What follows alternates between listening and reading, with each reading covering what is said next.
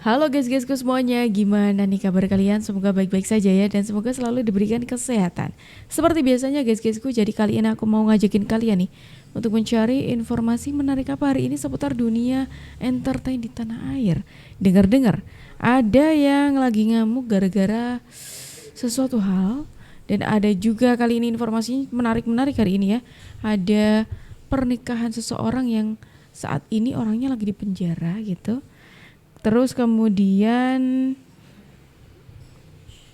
ada soal Dokter Reza Gladys lagi. Kira-kira laginya apa itu? Yuk langsung aja kita tonton videonya berikut ini. Ya nggak jauh beda dengan ibunya. Ya karena itulah saya bersyukur karena Bu Ade waktu itu yang paling serius untuk merekam semua pembicaraan itu, sehingga semuanya kita rekam.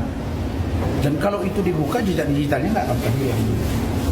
Ya bayangin aja, dia nggak ada prihatin Ramadan, Idul Fitri, apa sih salahnya dihukuminya Pak Umar? Ingat ya, saya dengan Pak Umar itu, Martin Bintang itu kita nggak ada pecah kongsi, ya nggak ada. Jadi saya yang mengundurkan diri. Tapi saya minta waktu itu jangan di-up, karena itu juga disepakati. Tetapi ada ngomong udahlah, cuma ngomong gitu aja kok lawyernya. Doa saya, Fadel bisa cepat disidangkan dan divonis tidak bersalah. Jadi bukan begini, bukan begitu. Nah nanti bagaimana Hotman komentarnya di sana sini. Nah, itu yang saya bilang tadi. Apa itu? Yang paling menarik. Coba kalian perhatikan. Setiap ada isu besar yang menghebohkan, Hotman pasti teriak.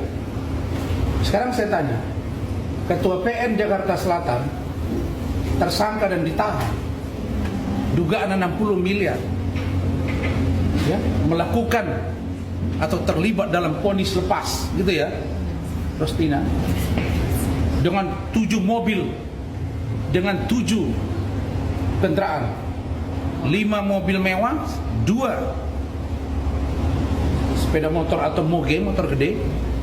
Kok Hotman diam aja? Hah? Kenapa diam lu, Hotman? Ngomonglah. Nah, bagaimana keterlibatan dan lain sebagainya nanti di sana akan saya ungkap. Karena ya nggak jauh beda. Sekarang nggak langsung. Saya memberikan masukan. Sekarang nggak langsung berarti menarik omongan abang kan sebelumnya saat itu. Oh iya. Sangat-sangat menyarankan Iya, agar benar. dinikahkannya, Bang. Benar. Kalau itu benar sekali.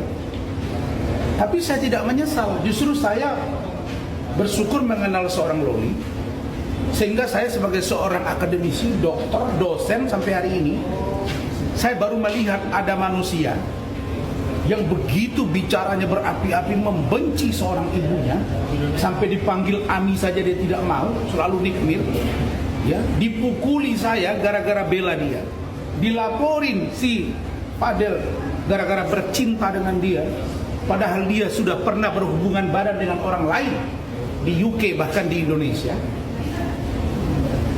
Bagaimana mungkin Fadel bisa hidup bersama dia? Itu saran saya. Kenapa saya tarik? Sebagai manusia, saya boleh khilaf. Saya waktu itu dorong dia. Tapi sekarang saya ngomong, tanya Pak Umar. Pak Umar, seandainya ini jadi, jangan sampai nikahkan. Walaupun mereka sudah baikan. Saya khawatir Bapak nggak kuat ngadepin anak ini. Ini menarik dari Bung Rasman ini ya, yang kali ini dia mengeluarkan statement kalau katanya untung saja belum jadi mengadopsi Loli, katanya seperti itu. Waktu itu kayaknya menggembar-gemborkan ya kalau mau mengadopsi Loli, katanya seperti itu. Ternyata malah ini ditambahin lagi tuh Bung Rasman memberikan pendapat gitu ya untuk keluarganya Loli, untuk keluarganya Rasman untuk tidak menikahkan Fadel dengan Loli seperti itu. Nanti bakal ribet lah. Tapi yang pertanyaanku, emang sekesal itukah Bang Rasman gitu ya? Atau bagaimana? Loli juga jangan sungkan, jangan ragu-ragu, jangan takut. Kamu harus melawan kalau kamu ditindas. Kamu harus bereaksi kalau kamu dizolimi. Kamu harus berusaha, ya, menyampaikan apa yang kamu rasakan. Ya, karena saya lihat bahwa dia pemberani, dan kalau memang dia merasa dizolimi, dia pasti akan bereaksi. Ya saya kira itu. Ini sudah menjadi fenomena, dan kalau ini tidak direspon secara cepat oleh petinggi negara ini, malah saling melindungi. Misalnya ya dugaan kita, ya sudah ini babak belur udah. Apa yang terjadi? Kok dipindahin? Saya tidak tahu. Ini rekaman sebelum Dan bertemu dengan Loli. komunikasinya Ini coba marah gitu diganggu. ya. Ini nggak bisa ini. Saya langsung telepon Lani, kau membohongi saya. Saya udah bilang, kapan kau bilang? Orang ada pembicaraan, tidak ada dia bilang ke saya pindah. Dan kalau pindah ruangan pun diinfo ke saya, itu kesepakatan. Kenapa dipindahkan? Dan dia bilang rumah sakit yang memindahkan. Rumah sakit yang memindahkan, Anda harus beritahu bahwa Anda koordinator. Iya, memang saya koordinator, Pak. Ya udah, kalau koordinator apa artinya? Mengkoordinasikan ke semua pihak. Kami kan harus tahu keberadaannya. Kita sudah melihat ada sesuatu di safe house. Orang Kementerian PPA sendiri, teman saya banyak di sana bilang, harusnya Lani itu malu. Apa? Dia bilang ke saya, di cover keperluan Loli. Tadi kami bicara dengan Loli di atas. Sudah dipindahkan ya, ingat ya, sudah dipindahkan, tidak koordinasi. Apa yang terjadi? Kok dipindahin? Ini Bang Rasman ketika marah, ngamuk gitu ya. Ketika Loli itu dipindahkan loh. Ini padahal sebelum adanya apa namanya? Adopsi ya. Karena Loli ini mau diadopsi, rencananya sih mau diadopsi oleh Bang Rasman. Waktu itu pas waktu masih panas-panasnya. Terus Bang Rasman sebelum diadopsi saja, Bang Rasman sudah marah karena Loli itu dipindahkan tempatnya sehingga dia itu tidak bisa bertemu. Tapi kalau kita melihat kondisinya Loli sekarang, kok kayaknya ini perkembangan yang luar biasa ya tentunya. Tapi yang bikin penasaran adalah jangan-jangan Loli mendapatkan banyak tekanan nih sampai-sampai sewaktu tidak bersama ibunya dari mulai penampilan, makannya kayak gak dijaga gitu. Loli anak nih, percaya nggak percaya, pasti kalian nggak percaya intinya, gue udah tahu banget. Anak gue itu anak-anak yang berprestasi secara non akademik dan akademik. Loli itu adalah IQ tertinggi di sekolah. Dan bener-bener tingginya tinggi banget dibanding yang lain. Dan dia setiap mata pelajaran dia selalu dapat nilai perfect. Gue pun bingung. Itu kan turunan gue aja nggak pinter-pinter amat. Tapi kok anak gue yang ini, yang nomor 1 yang perempuan ini kok gue pas setiap ngambil rapat Loli itu selalu pelongok gitu kayak masa sih, dan gue selalu lihat nilainya 9, 10. Sekarang dia udah bisa 3 bahasa. Dia bisa bahasa Perancis, dia bisa bahasa Korea, dan dia bisa bahasa Inggris. Mau meninggal nggak? Gue nggak pernah ngajarin, jujur aja. Tapi kalau di rumah ya, gue sebagai seorang ibu yang baik, gue selalu memberikan contoh di rumah, menjadi seorang single parent yang baik. Terus setiap apapun yang Loli mau pilih, Loli anak. Bang sih yang paling ngerti anak itu ya ibu ya gitu ya. Ketika orang lain mungkin ya katakanlah manfaatkan situasi itu, mungkin kemarin gitu ya, ibu tuh tetap nggak bisa seperti itu. Bahkan kalian tahu dong, waktu Nikita Mirzani itu seperti sudah tidak bisa lagi menerima Laura atau Loli panggilannya, itu pada akhirnya hatinya luluh ketika Loli sudah mau pulang ke ibunya. Dan lihat dong kondisinya jauh banget lebih baik sekarang. Intinya kita udah putus dari Om Rasman ya. Menunjuk dari pengacara yang kami tunjuk dari keluarga. Nah, kebetulan juga udah ada. Ya alasannya biar lebih optimal fokus lagi ke Fadil. Itu sih harapan kita ya. Biar ke depannya tuh semuanya berjalan damai lancar gitu aja sih. Artinya dengan mengganti ini pengenan tuh benar-benar semua selesai dan damai ya. Iya. Kami ini bukan law firm yang ditunjuk atau dibentuk seperti yang disampaikan oleh lawyer sebelumnya. Jadi kami tidak kenal dengan lawyer sebelumnya. Dan saya sudah bilang sama kalian, sudah saya tolong, sudah saya bantu, ya, dengan semua kekuatan saya tanpa uang. Tuh, kok jadi ngamuk? Pak Rasman katanya baik-baik ya kan? Tapi kenapa ngamuk?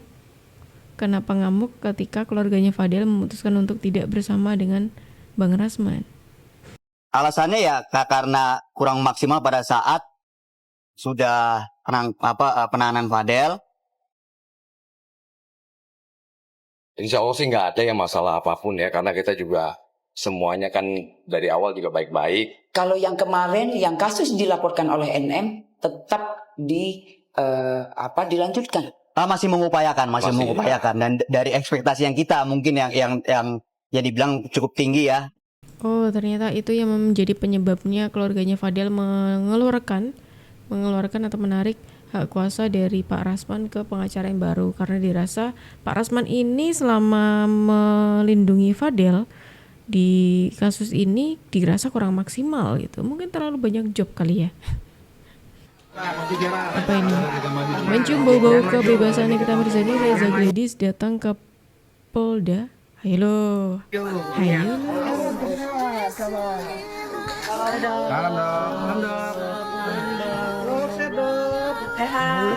Sedikit aja nilai dijelasin dulu. Tangannya hari ini dok. Ada tangan sedikit. Masukin. Mau jawab.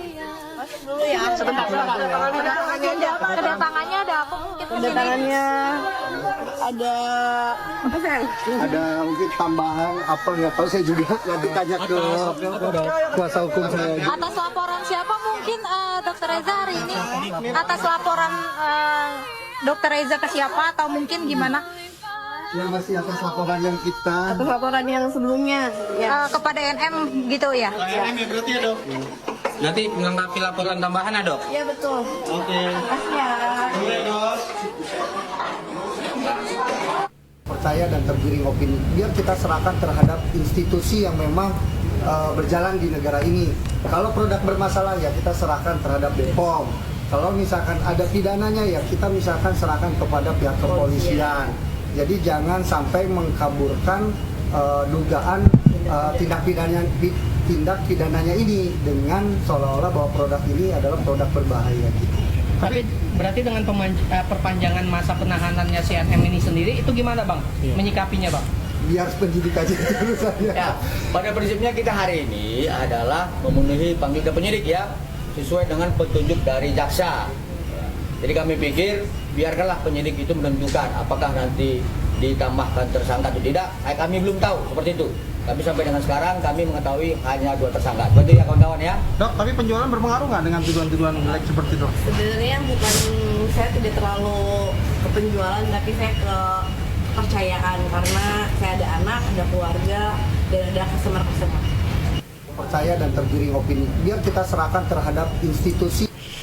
Oke, ini potret ketika Dr. Reza Gladys dan Dr. Reza Gladys dan suaminya ini mendatangi Polda, teman-teman, ya, diperiksa atas kasusnya kemarin katanya. Dan ini ada lagi kabar,